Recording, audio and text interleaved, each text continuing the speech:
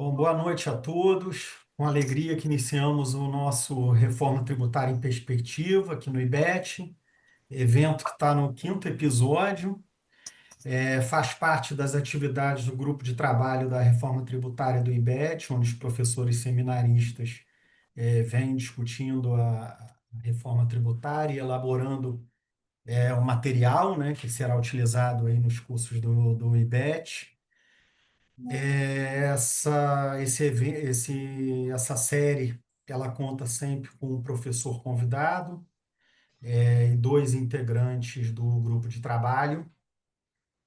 É nosso primeiro evento, né, depois do falecimento do professor Paulo de Barros Carvalho, que agora nos inspira ainda mais intensamente, aumenta a nossa responsabilidade, porque, né, produzir qualquer conteúdo no âmbito do IBET tem essa carga de densidade, de rigor científico, que é o legado do professor Paulo. E então, a gente hoje vê aumentado esse cuidado, esse zelo, e a gente tem certeza que esses eventos que nós estamos organizando, nós estamos coordenando aqui no IBET, vão respeitar o legado do professor Paulo.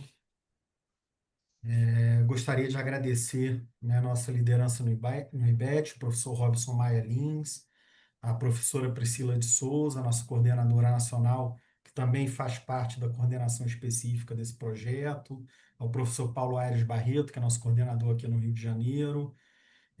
Queria agradecer a todos pelo apoio. Queria registrar o agradecimento à professora Camila Vergueiro, ao professor Paulo Fernando Souto Maior Borges, com os quais eu tenho a satisfação de compartilhar, junto com a professora Priscila, a coordenação desse projeto. Queria agradecer muito os professores participantes do evento de hoje. É motivo de muita honra, muita alegria para o IBET contar com vocês no desenvolvimento desse evento. Agradecer a todos vocês que se cadastraram na nossa plataforma. Estou vendo aqui a presença de amigos aqui de todo o Brasil. Bom, e pelo avançar da hora, feitas essas breves considerações e agradecimentos, vamos iniciar nosso evento, que hoje vai tratar da incidência do IBS e da CBS, nas operações de importação e exportação. O desafio da reforma tributária, no caso das operações de importação, é alcançar aí a almejada neutralidade, né? E nas operações de exportação é diminuir o que o professor Charles chama em seu livro de resíduos tributários, né? Não exportar tributos. E é com o professor Charles que nós vamos iniciar a primeira exposição, o nosso convidado dessa noite. Professor Charles Norton é pós-doutor pela USP, doutor e mestre pela PUC de São Paulo, professor de mestrado do IBET, onde eu tive o privilégio de ser seu aluno, coautor do recém-lançado, já indispensável livro, né? Curso de BS-CBS, que acho que hoje todo mundo que está estudando a reforma já adquiriu o livro. E passa a palavra, então, ao professor Charles. Muito obrigado. Boa noite a todos. Eu gostaria primeiro de expressar meu luto, né, pelo falecimento do professor Paulo, que muito nos entristece, mas que com seu exemplo nos inspira, né, a seguir em frente e a buscar honrar o seu legado pelo IBET. Gostaria de agradecer aqui a oportunidade de participar desse evento, agradecer ao professor Robson, a professora Priscila, agradecer ao professor Olavo, que está aqui, o professor Paulo Aires Barreto, o professor Paulo Souto Mor Borges, cumprimentar meus colegas, a professora Tatiane, professor Hugo e todos que estão aqui assistindo. Eu pensei em falar um pouco sobre a regra matriz do IBS-CBS na importação, colocar aqui algumas reflexões e falar brevemente alguma coisa sobre a exportação. Eu vou compartilhar aqui um materialzinho que eu preparei.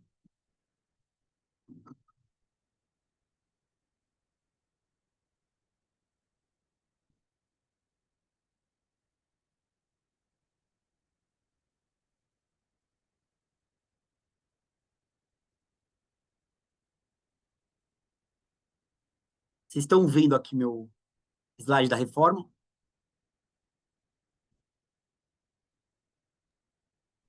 Tá a página inteira, professor. Agora está a Agora é página para inteira, né? apresentação. Perfeito. Página de apresentação, perfeito.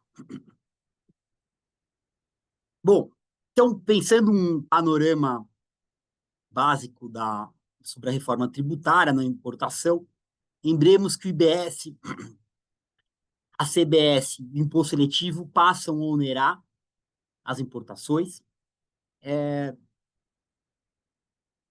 A gente tem a extinção do PIS e COFINS a partir de 2027 e uma redução gradual do ICMS e ISS entre 2029 a 2032 e total extinção em 2033. E por que que esses tributos, o IBS, CBS, Imposto Seletivo, vão onerar a importação? Porque existe no nosso sistema tributário, especialmente o IBS, CBS, um princípio que é a neutralidade.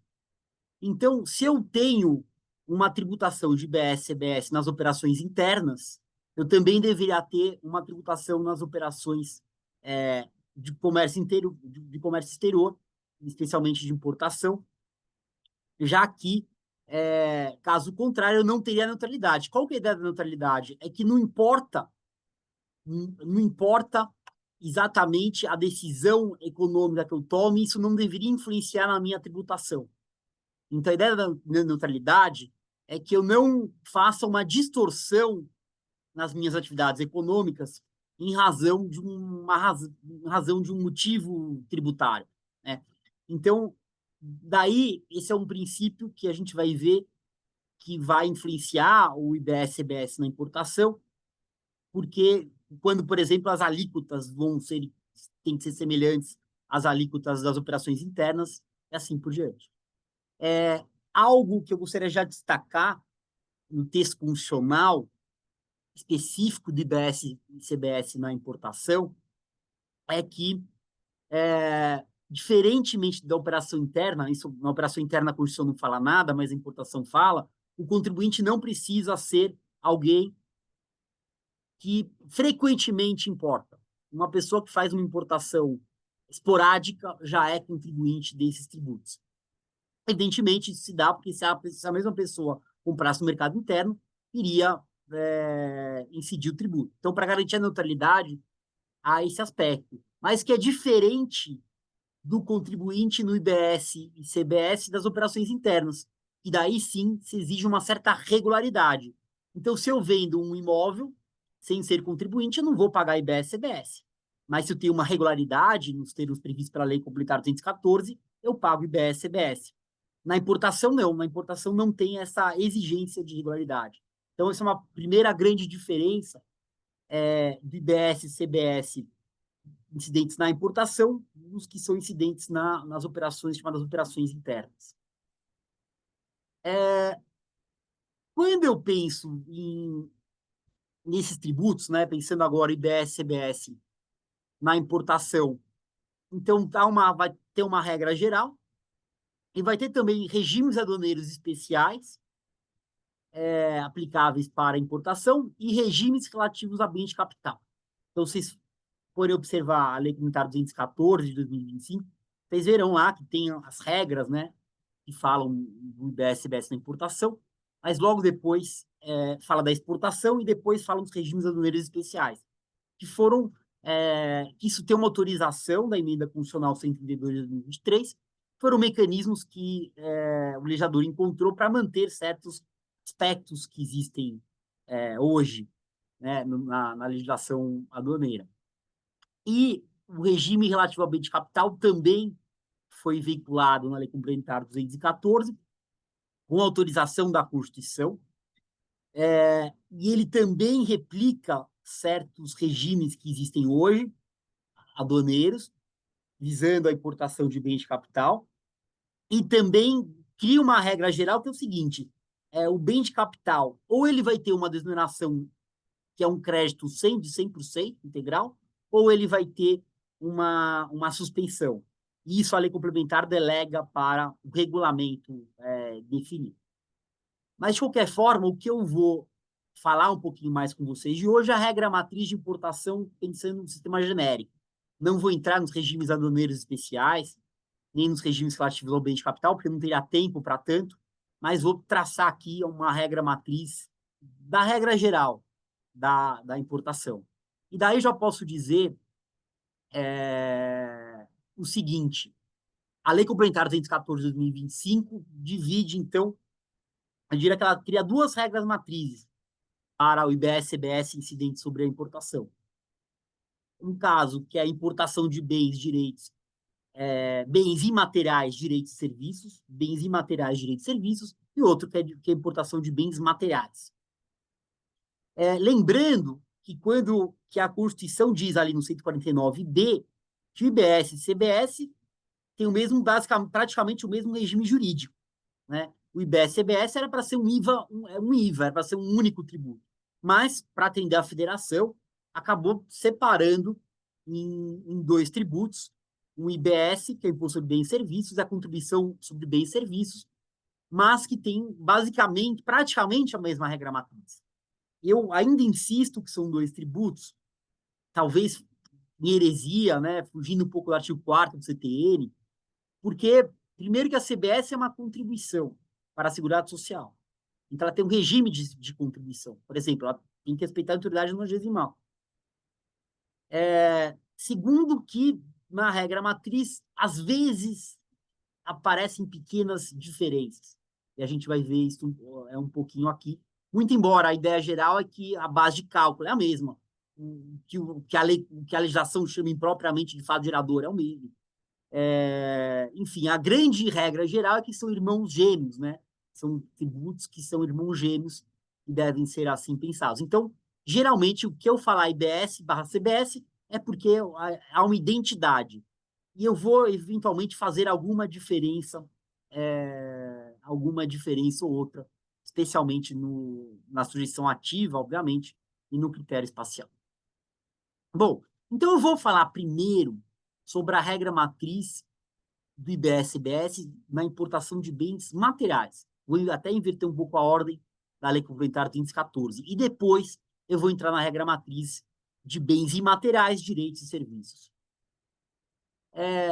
Entrei, então, nessa regra matriz, pensando um pouco na hipótese de incidência, eu diria, me afastando um pouco da literalidade da lei, mas interpretando, que o critério material é realizar operações que gerem a entrada de bens materiais de procedência estrangeira no território nacional. Então, eu diria que esse é o critério material da hipótese de incidência. Realizar operações que impliquem a entrada de bens materiais de procedência estrangeira no território nacional. E daí, a lei complementar também cria uma presunção, né? Ela diz que se presume entrada no território nacional, inclusive bens que tenham sido importados e extraviados. A previsão expressa da lei complementar. Agora, qual o critério temporal? Então, se o critério material é ali a entrada, para eu entender o que é essa entrada, o critério temporal é muito importante, porque isso vai entender que essa entrada exige uma linguagem jurídica, existe um procedimento jurídico. E ele fala que a liberação dos bens submetidos ao despacho de consumo. Essa é a regra geral. E o que é liberação? A liberação é o que a gente chama hoje de nosso desembaraço aduaneiro. Então, a nova, aprendi isso, inclusive com o professor Solo, não sei, a nova terminologia do desembaraço aduaneiro é a liberação.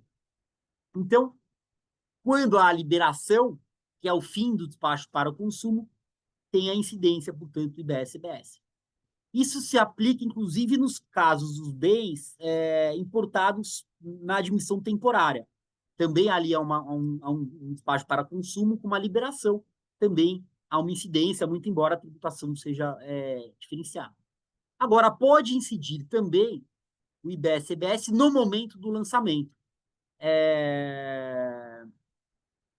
Especialmente em situações em que eu tenho, por exemplo, bagagem, né, que ali, eventualmente, elementos que tenham sido declarados, bens constantes em manifestos, outras declarações de efeito equivalente que tenha havido um extravio, ou simplesmente bens que não tenham sido objeto de declaração. Então, como regra geral, o critério temporal é na liberação ou no lançamento. E daí, acho que isso, então, também é interessante, porque a gente, no IBET, costuma ressaltar a importância da linguagem, né, na constituição do fato jurídico. E aqui o critério temporal, ele se mistura com a linguagem. O critério temporal da regra matriz se mistura com a linguagem. E o critério espacial? Aí eu diria que o critério espacial da CBS é um pouco mais simples, porque o critério espacial do IBS ele tem tudo que o da CBS tem e mais alguns aspectos. O da CBS é o seguinte, é, eu preciso, então, ter um bem de procedência estrangeira que entra no território nacional. Então, esse local da entrada do território nacional vai ser o critério espacial da CBS. Mas no IBS, isso não basta, porque o IBS é um tributo de competência, ou mais do que competência, de sujeição ativa estadual barra municipal. Então, precisa estipular qual o critério espacial para determinar o município e o estado. É interessante isso. Por isso que ele tem uma nota além da CBS. Ele vai determinar, é importante determinar, então, o local da entrega do bem ao destinatário final. Ou, no caso da mercadoria entrepostada, né, que tiver ali no depósito, o domicílio principal do adquirente. Ou o local onde ficou caracterizado o extravio. Então, no IBS, eu tenho essas notas que enriquecem, de certa forma, o critério espacial da CBS. Agora, aqui eu fiz uma heresia, para não ficar muito repetitivo, de colocar a alíquota, que é algo típico do consequente, falar da alíquota junto com o critério espacial, no sentido de que o IBS, o ente tributante competente para determinar a alíquota é o do destino, ou seja, é conforme o critério espacial.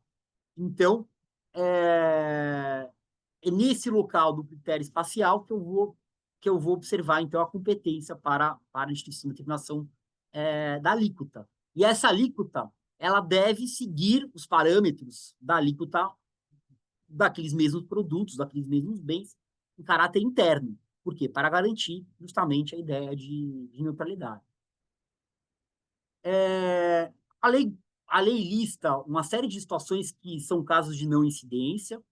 Eu não vou aqui passar um por um em razão do tempo, mas bens que retornem ao país, por exemplo, por ter sido enviados em consignação e não vendidos no prazo, devolvidos por defeito técnico, para reparo, para substituição, por motivo de guerra ou calamidade pública, e tem uma lista que eu não vou passar um por um, mas tudo isso está previsto na lei complementar. E daí, o que eu queria acrescentar, e daí aqui depois a Tatiane vai falar isso talvez de forma um pouco mais específica do que eu, mas a base de cálculo é o valor aduaneiro mais alguns elementos ali que ele coloca. Então, imposto de importação, imposto seletivo, taxa de Comex, CID, e assim por diante. Ele diz que não é só valor aduaneiro, mas é valor aduaneiro mais uma série de elementos previstos. E o que eu queria colocar, a Tatiane, antes de começar, ela ressaltou, né, dos tratados, mas eu gostaria de fazer uma provocação aqui, porque a Constituição Federal, a Constituição da República Federativa do Brasil, no artigo 149, que fala das contribuições, ela diz que essas contribuições incidentes sobre importação têm que incidir, tem que ter como base de cálculo o valor aduaneiro. É ali no parágrafo 149, parágrafo 2º, inciso 3º, a linha A. E daí eu pergunto, será que para a CBS Então, não teria que ter o valor aduaneiro e não poderia acrescentar outros elementos à base de cálculo além do valor aduaneiro, porque ele fala valor aduaneiro mais esses itens. É um ponto que eu gostaria de colocar a provocação. E daí, se o CBE tem que ter a mesma base de cálculo do IBS, pelo 149B da Constituição, será que então o IBS também não deveria respeitar essa materialidade para importação? Deixo aqui no ar. É uma reflexão que eu deixo no ar. Bom, a legislação também diz como é que eu posso, como tratar o câmbio, né? E ela diz que é utilizada a mesma taxa de câmbio do imposto de importação. E se não tiver, aqui seria aplicável pelo imposto de importação. Então, segue a taxa de câmbio, a ideia do imposto de importação. Por outro lado, ele fala o que não compõe a base de cálculo, né? O IPI, o ISS, o ICMS. Então, ele fala o que compõe o que não compõe a base de cálculo, e ele fala que é o contribuinte. O contribuinte é o importador, e é interessante que ele fala, ainda que não tenha personalidade jurídica, é o importador, é o adquirente da mercadoria entrepostada, e na importação por conta e ordem de terceiro é quem é o adquirente. Lembrando que importação por conta e ordem de terceiro é aquele que a trading é uma prestadora de serviços, né? Ela não adquire com seus recursos próprios, ela não está importando para ela, está importando para um terceiro. Então, nesse caso, é chamado adquirente, que é o contribuinte. Agora, a lei complementar também coloca vários casos de responsabilidade, né? Então, não vou ler todos, mas transportador, depositário, o beneficiário de regime aduaneiro que não tiver promovida a entrada dos bens no território nacional, o beneficiário de regime aduaneiro que der causa ao descumprimento dos requisitos daquele benefício. E queria também a solidariedade. Então, se alguém registra em seu nome declaração de importação em nome de outras pessoas, adquirido por um bem adquirido por outro, ela é solidária. O encomendante pré-determinado que adquire bem de procedência estrangeira. Então, imagina o seguinte, uma trading adquire um bem. Ela compra com o próprio recurso, mas eu tinha encomendado previamente ali. Eu sou um sujeito passivo solidário. O representante no país do transportador estrangeiro, o expedidor, operador de transporte multimodal ou qualquer subcontratado, o tomador de serviço ou contratante de afretamento de embarcação, aeronave, contrato internacional, né, em relação aos bens admitidos no regime aduaneiro especial por terceiro. Então, são os casos de responsabilidade solidária. Bom, basicamente, isso era a regra matriz para a importação dos bens materiais. E falei de modo bem simplista, né? Não aprofundei muito, mas apenas para a gente ter uma ideia geral. Pensando agora na importação de bens imateriais, eu diria, e aqui eu vou até criar uma reflexão, porque, por um lado, eu poderia dizer que o residente no exterior fornecer um serviço de bem imaterial, inclusive direitos, serão consumidos no país. Esse é um modo de ver o critério material. O outro modo de ver, talvez, seja aquela pessoa que consome adquirir esse serviço, esse bem material, inclusive direitos. São dois ângulos diferentes que eu poderia construir critério material a partir da legislação. O bem imaterial, aqui, no ponto de vista, é um bem incorpóreo, né? Diferente do bem imaterial, que é o bem incorpóreo. O serviço, na lei complementar, é tudo aquilo que não é um bem ou direito, é algo residual. Então, quando eu penso em serviço, nos termos do IBS-CBS, não adianta tentar aplicar o artigo 110 CTN ou pensar que é uma prestação de fazer. É algo bem mais amplo do que o nosso serviço do ISS, que até o conceito de direito privado foi relativizado, né, recentemente, por decisões supremas. No IBS, me parece que, então, é mesmo algo residual, né, muito mais amplo do que o nosso ISS. Agora, o que é consumir? Consumir, a lei define, né? Pode ser utilizar, explorar, aproveitar, fruir ou acessar. Então, se eu acesso uma plataforma, por exemplo, uma coisa, um bem digital, isso já seria um consumo. Você explora, você utiliza, assim por diante. Muito bem. Então, esse seria o critério material. Agora, o que é o critério espacial da CBS? E o IBS vai ser esse, mais os acréscimos que eu vou dizer. Da CBS, eu diria que tem dois elementos. Um é o domicílio ou a residência do fornecedor, que tem que ser no exterior. Esse ponto é importante. Então, tem que ser um fornecedor que esteja no exterior. Esse é um ponto importante. Residente domiciliado, ele tem que ser residente domiciliado no exterior. E o consumo tem que ocorrer no país. Então, o critério espacial, ele tem esses dois elementos, né? Se eu compro, pessoal que vai para Valladolid, que vai Valladolid semana que vem, e vai realizar um consumo na Espanha, não vai ter IBS, não teria IBS CBS no país, porque o consumo não se dá aqui no Brasil, né? Então, tem esses dois elementos aqui que configuram o critério espacial da CBS. O do IBS, por sua vez, tem que ter esses elementos, mas também tem que ter os elementos que são definidos no artigo 11 da Lei Complementar. O que o artigo 11 da Lei Complementar faz? Ela define os chamados, é, ela define chamados locais de destino, né? Ela dá competência para definir o que é o local de destino. São várias hipóteses ali, eu não vou passar uma a uma, mas o que eu quero dizer é que ao atribuir ao artigo 11 da Lei Comunitária 214, ele está respeitando a ideia de neutralidade, porque ele está equiparando o mesmo critério espacial do IBS para a operação interna, se aplica para a importação. E daí, o critério temporal é a mesma coisa. Ele atribui, ele se remete ao artigo 10 da Lei Complementar 214. O que o artigo 10 faz? Ele define o critério temporal para operações internas. Então, respeitando a individualidade, ele cria essa simetria. A regra geral é que no momento do fornecimento. E aí o artigo 10 detalha todos esses elementos. Eu não vou aqui falar de todos, porque será muito minucioso.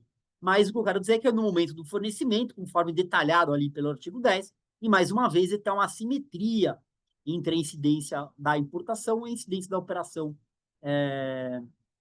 interna. Assim como, e daí já pensando no consequente, a base de cálculo também ele faz uma remissão ao artigo 12 da lei complementar. O artigo 12 fala da base de cálculo. E daí, o que eu chamo a atenção é que fala que é o valor da operação, o artigo 12, mas coloca outros elementos, como por exemplo os juros, né? Daí a gente poderia discutir se os juros compõem o valor da operação, seria algo financeiro que estaria fora. Mas o artigo 12 aqui, desse campo de importação de bens, direitos e serviços, também se remete à legislação interna, assim como a alíquota. Então, a alíquota também segue aquela regra que é no estado ou município de destino, né? A alíquota do IBS. A alíquota da CBS, evidentemente, determinada pela União. Lembrando que o Senado ele pode criar uma alíquota de referência, né? Para a CBS e para o IBS. E cada ente tributante pode optar por seguir a alíquota de referência ou por criar sua própria alíquota por uma lei específica. Bom, sujeito ativo, olhando consequente, evidentemente, a União, Estado ou município de destino, e o sujeito passivo, um contribuinte, é o adquirente. E daí, a lei complementar também cria casos de responsabilidade. Se por acaso o adquirente for domiciliado, perdão, o fornecedor também é responsável e a plataforma também é responsável nas importações realizadas por seu intermédio. Então, aqui é importante eu pensar que a plataforma como responsável tributário, que é algo que se buscou fazer desde a emenda constitucional 132, né? O desenho o desenho todo o desenho da responsabilidade foi prevista na emenda 132 de 2023, já tinha essa ideia é, de se pegar a plataforma como responsável tributário.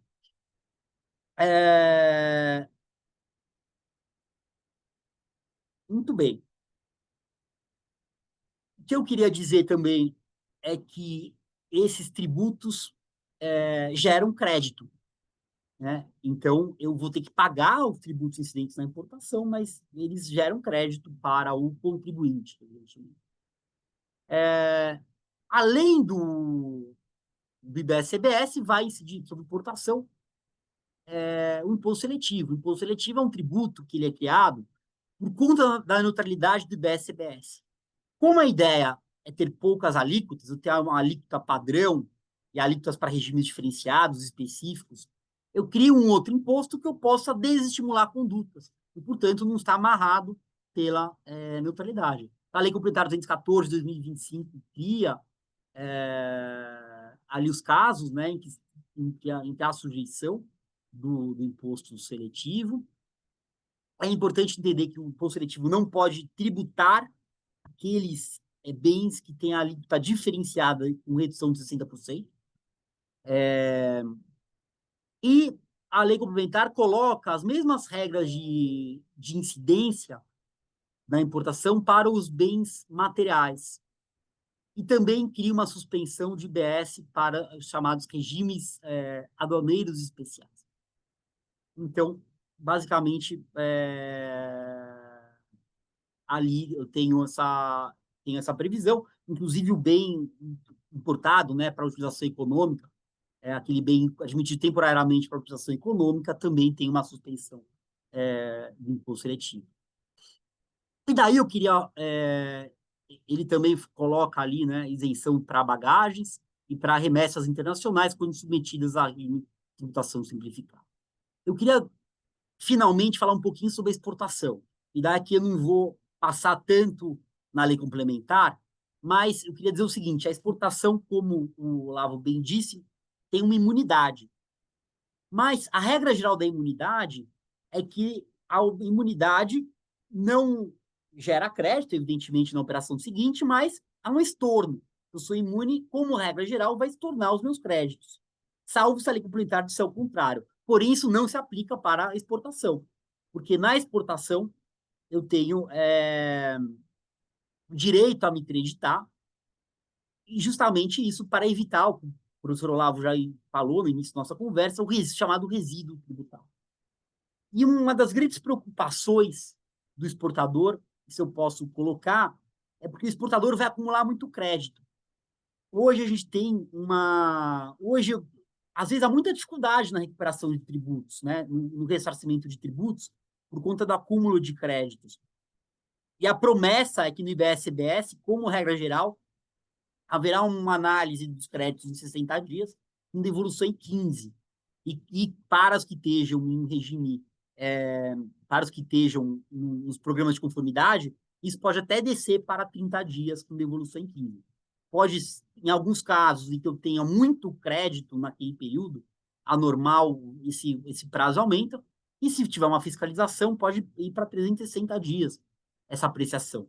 Mas o que eu quero dizer é que para vários exportadores haverá um aumento de carga tributária na cadeia para esses exportadores. Eles vão desembolsar muito mais dinheiro do que no sistema anterior. Então, esse ressarcimento de créditos rápido para exportação, para esse setor, é fundamental para que a reforma tributária funcione e não seja prejudicial às exportações. Porque, caso contrário, você tem um custo financeiro que a atividade fica insustentável, porque você paga por aquele crédito. Se você não tem uma devolução rápida, você acaba tendo enfim, socorrer empréstimos, etc., acaba tendo um custo financeiro. Então, isso, pensando nos exportadores, isso é o que me chama a atenção. Como regra geral, teriam, então, uma ideia, talvez a Tatiana fale melhor que eu, mas uma ideia oposta da importação. Então, eu tenho fornecimento para um residente domiciliado no exterior e um consumo no exterior. E daí, talvez, essa ideia de consumo no exterior queria justamente algo que a doutora Tatiana estava comentando, né, que no caso do PIS e COFINS, hoje, se tiver o ingresso de divisa, já tem a desoneração do PIS e COFINS. E no caso do IBS e CBS, não. Tem esse aspecto. Outra coisa interessante é que, para certas empresas que estejam no programa da OEA, né, elas podem adquirir itens com suspensão. Então, elas vão exportar, posteriormente, elas podem adquirir itens com suspensão. Isso está no artigo 82 da Lei Complementar e cria esses requisitos. Gente, não sei se eu falei demais, se é muita informação. Fui, ao mesmo tempo, superficial, porque eu quis dar um panorama geral, mas espero que tenha sido minimamente útil. Muito obrigado pela atenção.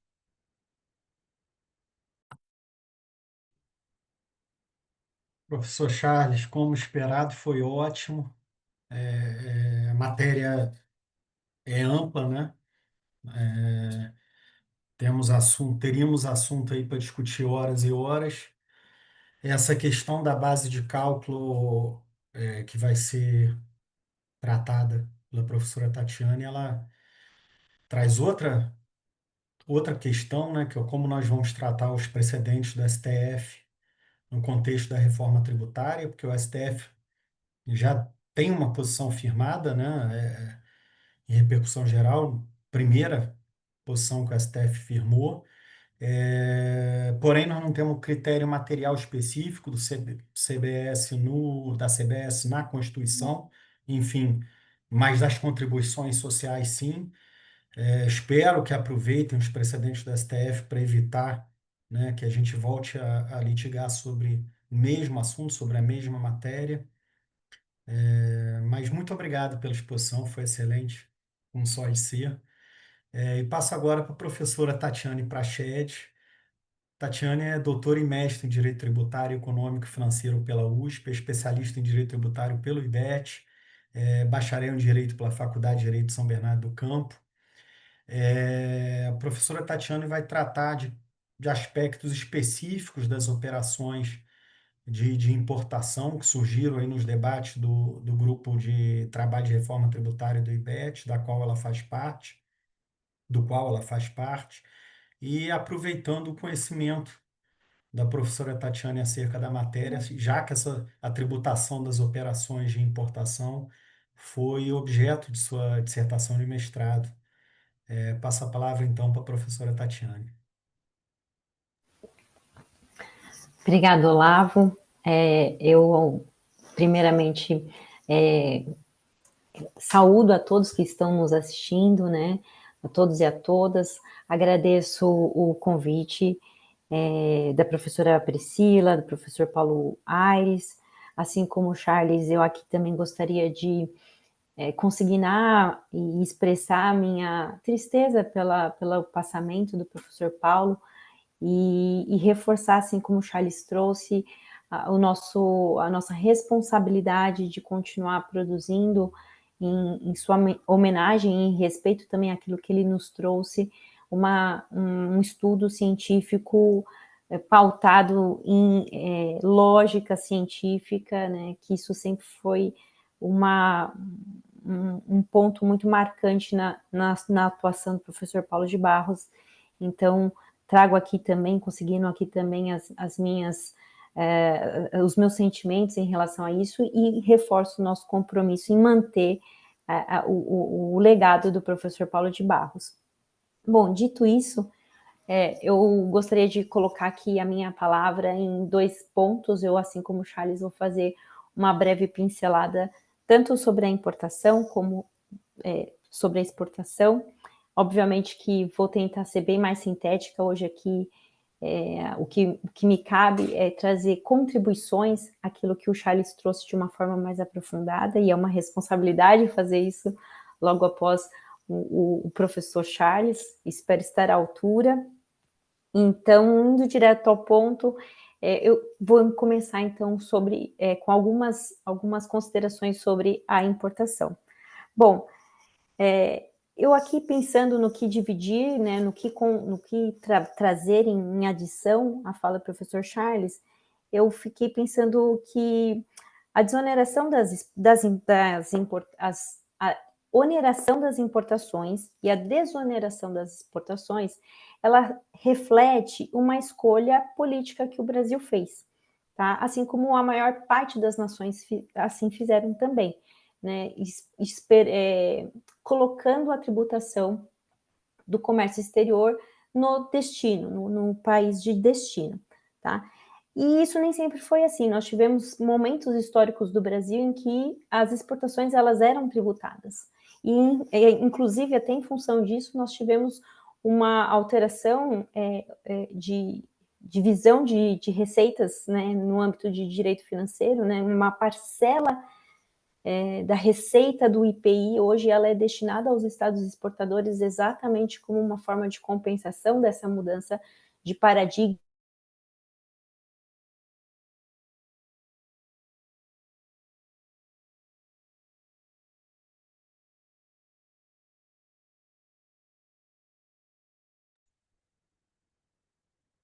Acho que travou só o dela, né?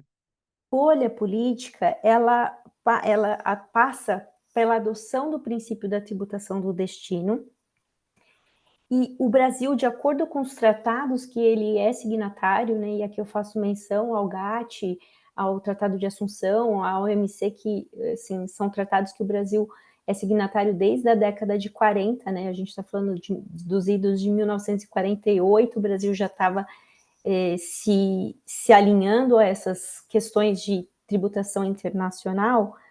Há um compromisso de trazer o tratamento nacional para as importações, ou seja, o Brasil se compromete a tributar as importações na mesma medida em que ele onera os produtos e serviços internos. Então, aqui, o que a gente vê refletido no âmbito do IBS e CBS? Vai haver a incidência na importação e as alíquotas que vão onerar as importações, elas são as mesmas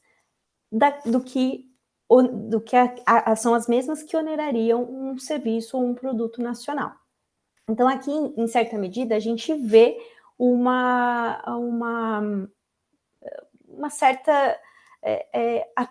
certo atendimento a esse compromisso do tratamento nacional.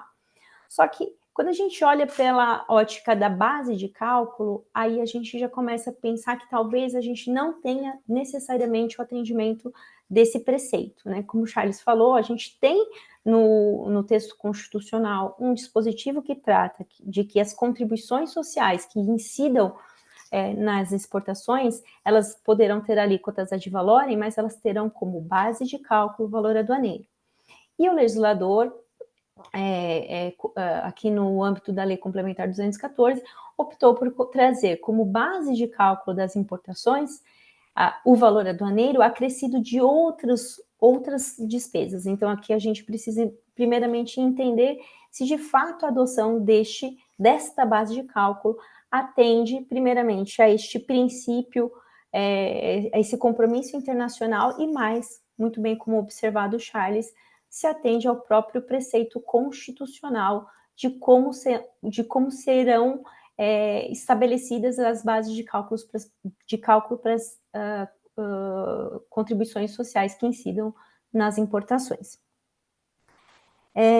Outra questão sobre a importação que eu reputei assim, bastante importante de sublinhar aqui hoje nessa fala, diz respeito à neutralidade. Né? O Charles trouxe aqui, logo de início na sua apresentação, o princípio da neutralidade como um princípio informador do IBS e da CBS, e de acordo com esse princípio, a tributação ela não pode trazer ou influenciar as escolhas de consumo, tá certo? Não somente de consumo, mas também como de organização da atividade econômica. Eu estou falando isso porque é o próprio texto da Lei Complementar 214 traz essa expressão, né? Ela traz assim a expressão, evitar distorções quanto às decisões de consumo e de organização na atividade econômica. E por que eu estou falando isso? Nós temos que o IBS e a CBS serão tributos não cumulativos. mas nós teremos também, no âmbito desses tributos, a manutenção do Simples Nacional. O que nós sabemos do Simples Nacional? Ele não apropria crédito quando ele é o adquirente do bem ou do serviço, mas ele transmite crédito na proporção daquilo que ele arrecada dentro do âmbito do Simples Nacional. Então, considerando essas premissas, visualizemos a seguinte situação: quando um contribuinte sujeito à tributação no âmbito do Simples Nacional opta por fazer importações, ele vai pagar a alíquota cheia na importação e ele vai transmitir crédito somente proporcional àquilo que vai estar sendo apurado no âmbito da sua nota fiscal, não, no momento posterior em que ele faz uma venda, né? Então aqui eu chamo a atenção dos ouvintes para a gente entender o seguinte, que também aqui no âmbito da neutralidade, a gente pode também não ter feito a melhor escolha, porque certamente um contribuinte do Simples Nacional não vai se colocar como um importador, porque ou ele vai sujeitar a um aumento de carga excessivo do seu produto, e isso pode colocá-lo numa situação de estar fora da concorrência, ou seja, a gente tem uma organização do nosso sistema tributário gerando, sim, uma influência, uma distorção, uma possível distorção quanto à organização da atividade econômica, ou seja, expulsando os importadores do regime do Simples Nacional. Já no âmbito das exportações, eu gostaria de sublinhar aqui a situação de que a gente tem uma desoneração, né? Isso já está bem claro, é uma imunidade, e nós temos que serão imunes, né? Inclusive a prestação de serviço, só que a lei complementar, ela traz um conceito de que não vai ser considerado exportação de serviço se o consumo ocorrer no país. E o que é o consumo? O Charles trouxe aqui toda uma descrição do que seria o consumo no país. E eu vou pegar aqui, fazer minha colinha, lendo o texto da Lei Complementar 214. Vai ser: consideram-se consumo de bens imateriais e serviços a utilização, a exploração, o aproveitamento, a fruição ou o acesso. Então, vejam, com isso, o que a gente pode vislumbrar num futuro, né, quando a gente começar a ter a implantação efetiva da reforma tributária?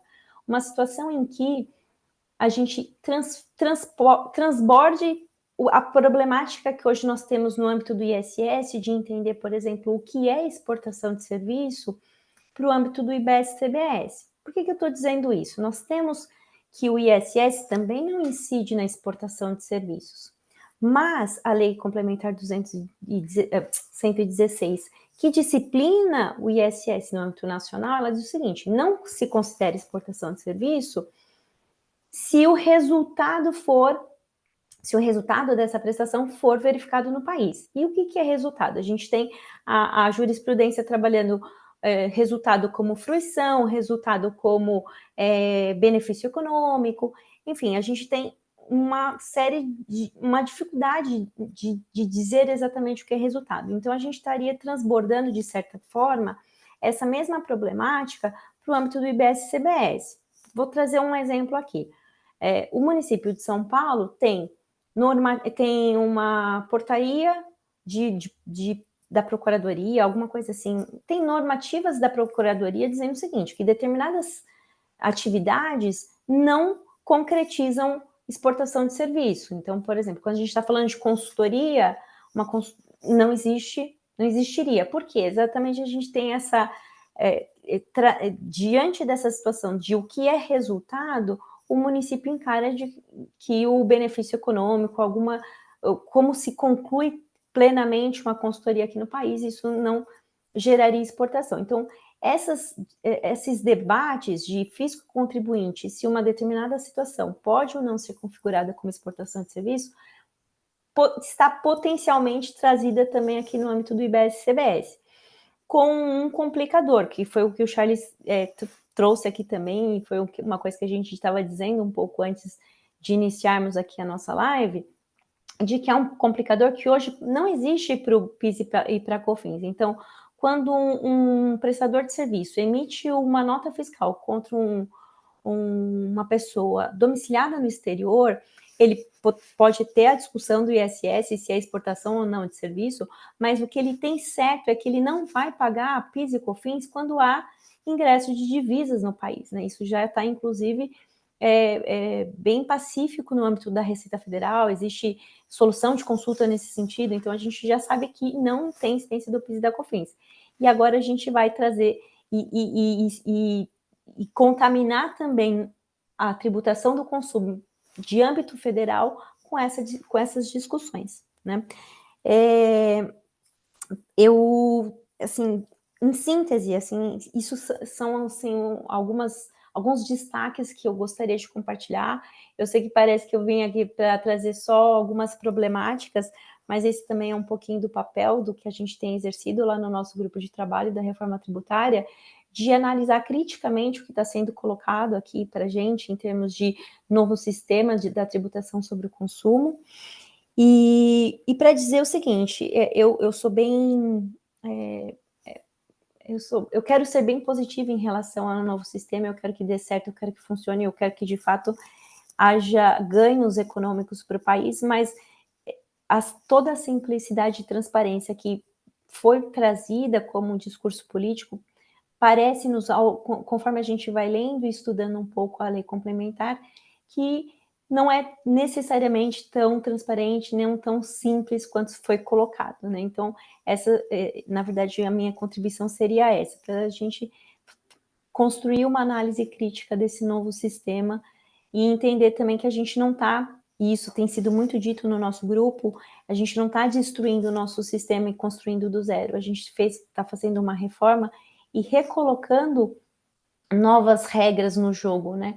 Mas regras estruturantes como princípios, eles seguem válidos, né? Os princípios e as garantias dos contribuintes seguem válidas. Bom, acho que essa é a minha contribuição para hoje. Perfeito, Tatiane. A gente, né, a gente quer que funcione, a gente vai fazer a nossa parte para que funcione, mas tem aspectos que precisam ser debatidos e acho que esse é o papel do IBET, né, hoje, é trazer esse debate, né, trazer esse debate de maneira profunda. As empresas do Simples Nacional, por exemplo, elas vão sofrer muito questão de concorrência por causa da outorga de crédito, né, aproveitamento de crédito pelo adquirente de produtos, né, quando for operações de pessoas jurídicas com pessoas jurídicas. São mais de 80% das empresas no Brasil, as empresas do Simples, e na reforma me parece que isso não foi cuidado da forma como precisaria ter sido, né? Bom, muito obrigado, foi excelente sua participação. Para fechar nosso evento, teremos o professor Hugo Albuquerque Laiola da Silva. O Hugo é mestre em Direito Tributário pelo IBET, onde fizemos algumas disciplinas juntos. É advogado, professor seminarista do IBET Santos, professor assistente das disciplinas de competência tributária e princípio federativo no mestrado do IBET. O professor Hugo vai enfrentar algumas questões que foram surgidas no âmbito do grupo de trabalho, né, alguns problemas que foram identificados ali, e passo a palavra então ao professor Hugo. Boa noite, professor Olavo, professor Charles, professora Tatiane. Vou aqui passar rapidamente a agradecer também a memória do professor Paulo, agradecer o professor Robson, professor Priscila, Camila, né, Paulo Souto, Paulo Aires, duas pessoas que eu nunca posso deixar de agradecer, que é uma questão divisor de águas na minha vida, professor Galderize, professor Oswaldo. Se não fosse por eles, eu não estaria aqui, né, dividindo esse momento com vocês. que eu prestigio tanto. E minha função aqui ficou trazer as questões que nós debatemos. Vou compartilhar aqui. Estão visualizando? São questões rápidas que a gente tratou no grupo de estudos da reforma tributária e do IBET Reforma em Perspectiva, que ocorre toda segunda-feira, das 8 até as 9 da manhã, horário de Brasília. A gente começa a semana já debatendo e a semana flui melhor. Então, o que eu quero trazer aqui, uma primeira questão que foi debatida, né, é que são questões mais para reflexão. Não que a gente precisa achar respostas aqui, mas o que pode acontecer, né? Uma empresa pretende negociar suas ações na Bolsa de Nova York e, para tanto, necessita divulgar sua marca no mercado norte-americano, visando atrair investidores estrangeiros. O serviço de propaganda e marketing é integralmente executado por não residente, com resultado a divulgação restrita ao exterior. Então, a primeira pergunta aqui é: aqui vai ter CBS e IBS? Porque qual que é a questão? A empresa está contratando um serviço do exterior, quem vai fornecer é um não residente para consumidores não residentes, porém, como a própria Tatiane falou agora há pouco, quando a gente está falando de consumo, a gente tem um benefício econômico. O benefício econômico ele vem para o Brasil, para a empresa. Aqui nós teria a incidência do CBS, da IBE e do IBS, né? Tem um outro detalhe da questão que essa propaganda, esse marketing, ele pode ter resquícios no próprio território nacional, né? E aqui eu acho que é tranquilo entender que os resquícios que terão no mercado nacional, por N motivos, porque o mundo é globalizado, né? Vai ter ali parcialmente, na sua parcela, a incidência do CBS e da IBS, né? Então, essa foi a primeira questão que nós debatemos no grupo de estudo. Aqui, para reflexão, fiquem à vontade, professor Olavo, Tatiane, professor Charles, se quiserem tratar a respeito, alguma opinião. Eu tenho mais 5 questões, né? Estou pensando aqui no avançar do horário, né? Então, qual que foi a segunda questão que nós tratamos no grupo de estudo? A empresa almeja comercializar produtos no mercado europeu, para o que é indispensável obter registros e autorizações junto a autoridades competentes no exterior. Nesse caso, os serviços são prestados exclusivamente por não residente, executados integralmente no exterior, embora, e a gente vê novamente a questão de o que é o consumo, o resultado, né? O resultado útil final consiste em viabilizar exportações brasileiras. Questiona-se, haveria de fato um consumo no Brasil? Então, acho que a gente iremos enfrentar muito, né, dessa problemática, dessas questões, e aqui a questão de e eu acho que a lei ela trata, né, ela tenta esgotar a definição de consumo, mas existem situações que elas são inesgotáveis, né? As problemáticas, as questões da vida real, e eu acho que será uma problemática também que será enfrentada pelo nosso poder judiciário. Eu vou passar as questões, aí depois vocês fiquem à vontade para tratar. Aqui é mais para, novamente, para reflexão. Mas se alguém quiser se atrever a, a dar um norte, estamos aqui à disposição. A terceira questão seria a contratação de projeto técnico-arquitetônico desenvolvido integralmente no exterior para a construção de imóveis no Brasil, sem qualquer gerenciamento técnico por parte do não residente. Então, o projeto é de um arquiteto no exterior, ele fez tudo no exterior, porém, quando ele passa o projeto, a execução é aqui, né? Essa execução do projeto, que foi feito todo lá, a gente vai entender como consumo para incidência do CBS da IBE e do IBS. Então, essa é a terceira questão que nós debatemos. A quarta questão seria contratação de desenvolvimento de softwares por não residentes, destinado à instalação em aviões ou navios de bandeira brasileira. mas que operam exclusivamente no exterior. Então, novamente, a gente está falando da questão do consumo. O consumo, o resultado, e aí a gente teremos que entender com o passar do tempo, a questão, se a definição do consumo ela vai estar estritamente ligada ao resultado e o que é esse resultado. Então, a gente precisaremos definir consumo, resultado. A quinta questão é uma análise do artigo 64, parágrafo 7º, que fala não serão considerados como importação de serviço ou de bem material, inclusive direitos, o consumo eventual por pessoa física não residente que permaneça temporariamente no país nos termos do regulamento. Então, a grande problemática aqui é o que é eventual, a definição, não temos uma definição objetiva do que vem a ser eventual e não temos uma definição objetiva do que o que é permanecer temporariamente.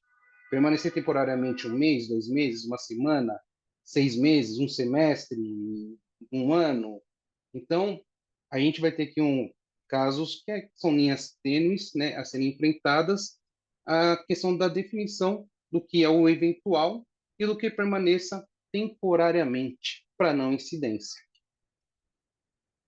E a última questão, o professor Charles até passou pelo artigo 66, que fala das exclusões, né? E ali entender, trata-se de um rol taxativo ou exemplificativo, né?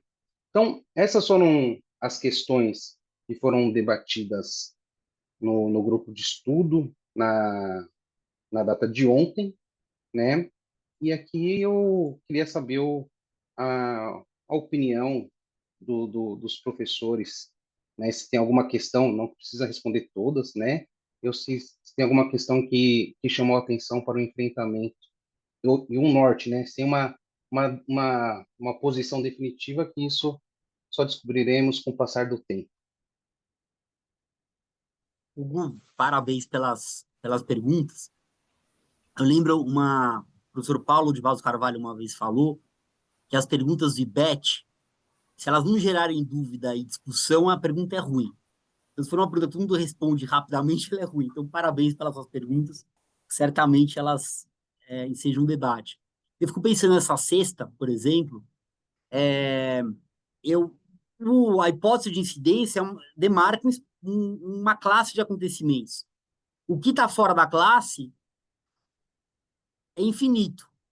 Então, a lei complementar jamais poderia dizer a não incidência de forma taxativa, seria impossível, porque são acontecimentos. A gente está aqui falando hoje, isso não faz incidir o IBS sobre importação, né?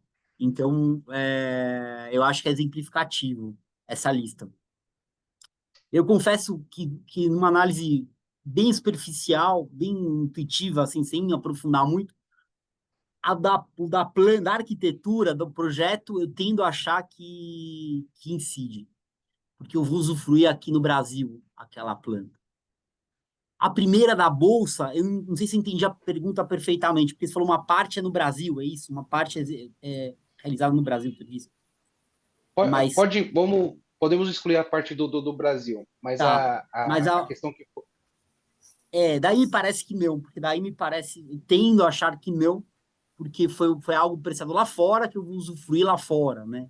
Ainda que economicamente possa ter um benefício aqui, acho que é algo que todo efeito é lá fora. E eu tendo a achar que a questão da licença de exportação, para exportar, pessoal que lá fora isso, eu tendo a pensar o mesmo. Mas, evidentemente, são questões que têm que ser amadurecidas com as autoridades administrativas, judiciais, né? E são todas questões excelentes. Senão, certamente, vocês não teriam formulado. Eu não tem mais, né? Eu enfrentei 3, né? Teriam mais 3, é isso? Ô, Charles, para a gente tentar enfrentar todas, a questão do conceito do que seria temporário, né? Estar temporariamente aqui no país. Eu tendo a acreditar que aqui o temporário seria o antônimo do residente. Uhum. Então, o tempo o tempo limite para ser considerado uma estada temporária no país é o tempo limite para você não ser considerado como um residente fiscal perfeito. aqui. maravilhoso esse entendimento, muito bom. A gente Faz total levou sentido. décadas para estabelecer o local do prestador de serviço. Não vai ser em meses que nós vamos definir o conceito de consumo, né? Nem no local desse consumo. Eu acho que algumas questões vão ser reabertas e que nós vamos levar alguns anos, Ah, mais uma certamente. vez, para concluir onde será devido o tributo. E vamos voltar àquela questão do aproveitamento ou não dos precedentes jurisprudenciais, né? Porque muitas das discussões que nós estamos levantando aqui já foram objeto de decisões dos tribunais superiores. Mas, enfim, queria agradecer muito a participação de vocês. Acho que o evento foi, mais uma vez, muito proveitoso. Trouxemos um debate importante sobre aspecto específico da reforma, que é a tributação das operações de importação e exportação. Queria aproveitar para já deixar o convite para todo mundo para participar da próxima edição, agora em outubro, que nós vamos dedicar ao imposto seletivo, essa novidade que hoje o professor Charles falou rapidamente. Eu queria desejar uma boa noite, muito obrigado para vocês e até a próxima. Boa noite, Obrigado, Tchau. gente. gente. Muito obrigado pela Obrigado oportunidade. pela oportunidade, pela honra.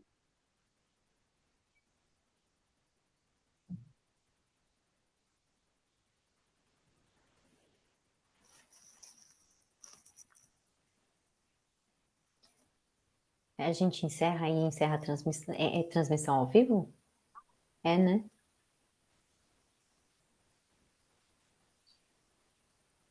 A Ilô que encerra.